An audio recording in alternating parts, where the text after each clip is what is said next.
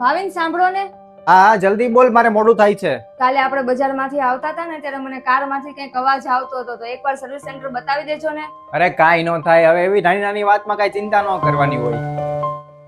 અરે પણ એકવાર બતાવી દેજો ને. હા વાંધો નહીં, હાલો હું નીકળું હો.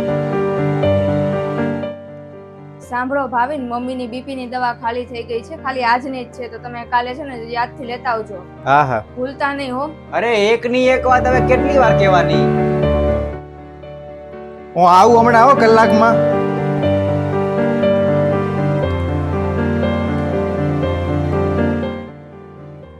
હું આવું.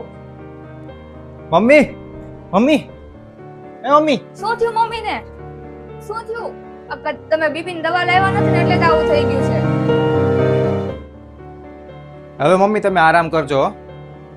મનીષા, આજે મને એક વાત સમજાઈ ગઈ છે કે મને એવું લાગતું હતું દર વખતે કે તું વધારે બોલે છો અને તું મને દરેક વાતમાં વધારે કહે છો, પણ પ્રોબ્લેમ એ નહોતી. પ્રોબ્લેમ તો એમ હતી કે હું તારી કોઈ વાત સિરિયસ લેતો નહોતો અને સરખી સાંભળતો નહોતો. હું એવું નથી કહેતી કે મારી બધી જ વાત સાચી હોય, પણ મને જેવું લાગે એ હું તમને કહું છું. અને હમણાં જ્યારે મમ્મીને હોસ્પિટલ લઈ ગયા અને ઘરે લાવ્યા ત્યારે રસ્તામાં કદાચ આપણી ગાડીમાં કે પછી કાંઈ પણ જે તે મને કીધું હતું કે અવાજ આવે છે એના લીધે ખરાબ થઈ ગયું હોત, બંધ થઈ ગયું હોત અને બીજું કાંઈક થઈ ગયું હોત ન થવાનું, તો ભૂલ ગાડીની કે મશીનની ન હોત, ભૂલ મારી હોત. મને માફ કરી દેજે.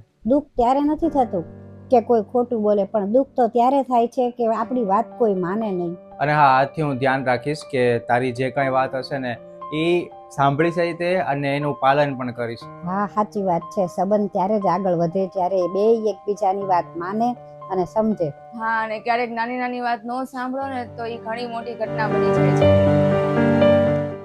ઘણી વાર એવું બનતું હોય છે કે આપણે નાની નાની વાતોને નજરઅંદાજ કરતા હોઈએ છીએ, પણ ઈ જ્યારે નાની વાત છે ને ક્યારેક ઘણી મોટી ઘટનાનું સ્વરૂપ ધારણ કરી લે છે, અને ઈ વાત જ્યારે મોટું સ્વરૂપ ધારણ કરી લે છે ત્યારે આપણને પસ્તાવો થાય છે કે આપણે ત્યારે ધ્યાન રાખ્યું હોત તો વધારે સારું હોત. અને ઘણા બધા એવું વિચારતા હોય છે કે મોટા વ્યક્તિ કે ઈ જ સાચું હોય છે, પણ એવું નથી બનતું. ક્યારેક નાના નાના વ્યક્તિ હોય ને ઈ પણ ક્યારેક સાચું કહી જાય છે. અને અત્યારના લોકો એટલા બધા વ્યસ્ત થઈ ગયા છે ને કે નાની નાની વાતનું ઈ ધ્યાન જ નથી રાખતા અને ઇગ્નોર કરે છે. એને ખબર છે કે આ થવાથી આમ થશે તો પણ ઇગ્નોર કરે છે કે જ્યારે થશે ત્યારે જોઈ લેશું, પણ હકીકતમાં એવું નથી હોતું. અત્યારે તમે કદાચ 5 મિનિટ બગાડશો તો ભવિષ્યની 2 કલાકે બચશે. બાકી તમને વિડીયો ગમ્યો હોય તો લાઈક કરજો, શેર કરજો અને કમેન્ટ કરજો.